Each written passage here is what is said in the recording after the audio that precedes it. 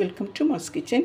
இன்றைக்கி ஈஸியாக டேஸ்டியாக வீட்டிலே நம்ம பரோட்டா ரெடி பண்ணலாம். இது எப்படி பண்ணலான்னு பார்க்கலாம். ஒரு பவுல் எடுத்துக்கோங்க. இதில் 2 கப் மைதா மாவு ஆட் பண்ணிக்கலாம். தேவையான உப்பு ஆட் பண்ணிக்கோங்க. சீனி 1 ஸ்பூன் ஆட் பண்ணிக்கோங்க.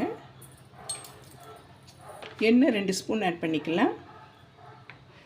எப்போவுமே நீங்கள் பரோட்டா செய்யும்போது கடலெண்ணெய் யூஸ் பண்ணுங்கள். ஊற்றினோன்னா ஒரு தடவை மிக்ஸ் பண்ணி விட்டுருங்க.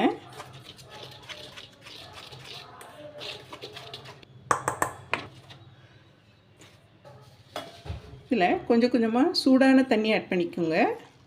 சுடு தண்ணி ஆட் பண்ணிக்கலாம். ரொம்ப ஆட் பண்ண வேண்டாம். ஃபஸ்ட்டு மிக்ஸ் பண்ணி விட்டுருங்க.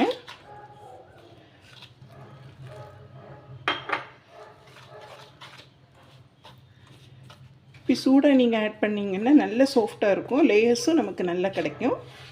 வீட்டிலே நீங்கள் ஈஸி மெத்தடில் பண்ணுங்கள்.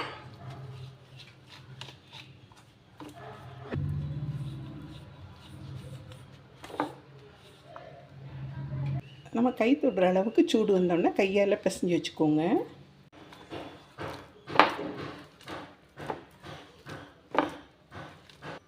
இந்த அளவுக்கு மாவு பிசைஞ்சு வச்சுக்கலாம். இப்போ இந்த மாவு காயமாக இருக்கிறதுக்கு 2 ஸ்பூன் எண்ணெய் ஆட் பண்ணிக்கோங்க. இதை மூடி வச்சுருங்க. மூடி வச்சு ஒரு அரை மணி நேரம் ரெஸ்ட்டில் வச்சுக்கலாம். இப்போ நம்ம மாவு ஊற வச்சுருந்தோம்ல, நல்லா ஊறி வந்திருக்கும். இப்போ ஒரு பிளேட் எடுத்துக்கோங்க. இதில் 4 ஸ்பூன் கடலெண்ணெய் ஆட் பண்ணிக்கோங்க. இதே மாதிரி இடியாப்ப குழல் இருந்தால் எடுத்துக்கலாம். இதில் இந்த அச்சு நீங்கள் ஆட் பண்ணிக்கோங்க. இப்போ மாவு ரெடி பண்ணி வச்சோம்ல, இதில் ஒரு போர்ஷன் எடுத்து இதில் ஆட் பண்ணிக்கலாம். இதை க்ளோஸ் பண்ணி விட்டுருங்க.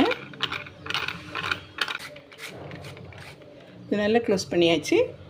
இப்போ இந்த எண்ணெய் தடவி இருக்கோம்ல, இதில் புழிஞ்சிக்கோங்க.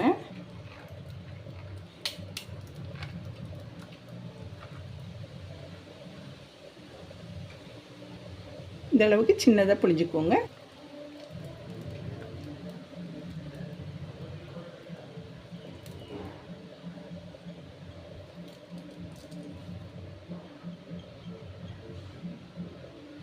இந்த அளவுக்கு நீங்கள் புழிஞ்சிக்கலாம். நீங்கள் மாவு பிசைஞ்சு உருட்டி தேய்ச்சி கஷ்டப்படாமல் இந்த மெத்தடில் நீங்கள் பரோட்டா பண்ணுங்கள். உங்கள் லேயர்ஸ் நல்லா கிடைக்கும். நல்ல சாஃப்டாகவும் இருக்கும்.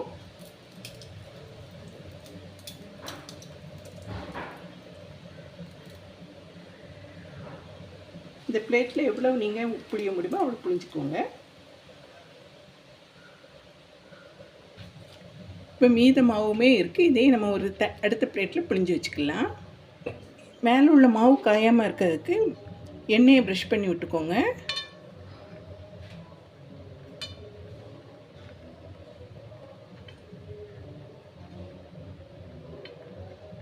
நமக்கு 3 ஹவர்ஸ் மாவை ஊற வச்சா தான் நமக்கு சாஃப்டாகவும் வரும், டேஸ்ட்டாகவும் லேயர்ஸ் வரும்.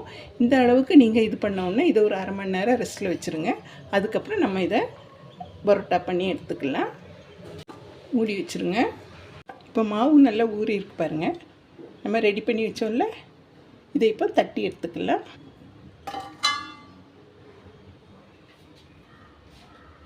சப்பாத்தி கட்டை தான் எடுத்திருக்கேன். நீங்கள் ஒரு சின்ன பிளேட்டு கூட எடுத்துக்கலாம். இதில் ஆட் பண்ணிக்கோங்க. கையை வச்சே நீங்கள் ஸ்ப்ரெட் பண்ணி விட்டுக்கோங்க. கட்டையெல்லாம் தேவையில்லை. நம்ம எண்ணெயில் தான் ஊற வச்சுருந்தோம். அந்த எண்ணெயை நீங்கள் யூஸ் பண்ணிக்கலாம். இந்த அளவுக்கு தட்டி பொரிச்சு எடுத்துக்கலாம். இவ்வளோ தோசைக்கல் வச்சுக்கோங்க. நான் இரும்பு தோசைக்கல் தான் வச்சுருக்கேன். இப்போ நம்ம தட்டி வச்சோம்ல, இதை ஆட் பண்ணிக்கோங்க. உங்களுக்கு எந்த அளவுக்கு பரோட்டா வேணுமோ அந்த அளவுக்கு நீங்கள் தட்டிக்கோங்க. எண்ணெய் ஆட் பண்ணிக்கலாம். நம்ம சின்னதாக புழிஞ்சிருக்கனால சின்ன பரோட்டாவாக வரும். இதை ஆட் பண்ணிக்கோங்க. இப்படி நீங்கள் ப்ரிப்பேர் பண்ணி சாப்பிடுங்க. பரோட்டா ரொம்ப டேஸ்ட்டாக இருக்கும். ஈஸியாக நீங்கள் ப்ரிப்பேர் பண்ணலாம். இப்போ அடுத்தது ஆட் பண்ணிக்கலாம். உங்களுக்கு பெரிய சைஸ் வேணும்னா இதில் 2 எண்ணெய் நம்ம எடுத்துக்கலாம்.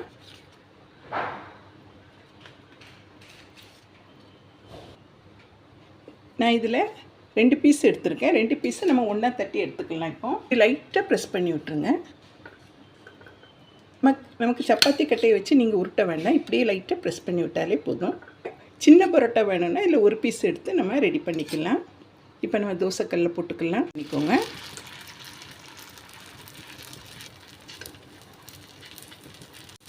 பாருங்கள், இந்த சைடு நல்லா பொரிஞ்சிருக்குல்ல, நல்ல சாஃப்டாக இருக்கும் இந்த பரோட்டா.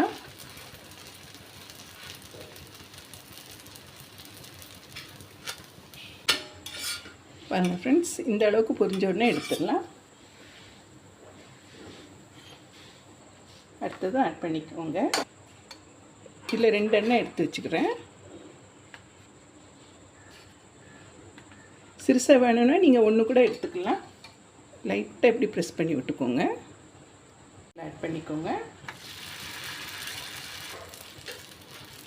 இது பொரியட்டும். அடுத்தது ரெடி பண்ணி வச்சுக்கலாம்.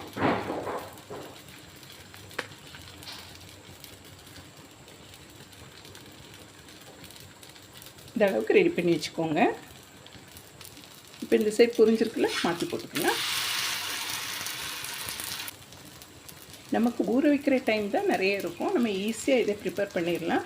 நீங்கள் மாவை வந்து நைட்டு சுடுறதா இருந்தால் ஈவினிங் வந்து ரெடி பண்ணி வச்சுக்கோங்க. பாருங்கள், இந்த அளவுக்கு நல்லா பொரிச்சு எடுத்துக்கோங்க.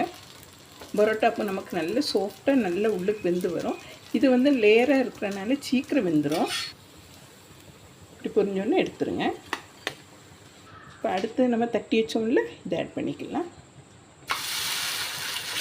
பாருங்கள் ஃப்ரெண்ட்ஸ், ஈஸியாக டேஸ்டியாக சாஃப்டாக நம்ம வீட்டிலையே இப்படி ப்ரிப்பேர் பண்ணலாம் பரோட்டா. இதுக்கு கடையில் போய் வாங்கி சாப்பிடணும்னு அவசியம் இல்லை. நீங்கள் வீட்டிலே பிள்ளைகளுக்கு இதே மாதிரி செஞ்சு கொடுங்க. லைட்டாக இப்படி ஓரத்தில் தட்டிக்கோங்க. பாருங்கள், லேயராக நமக்கு சூப்பராக இருக்கும்.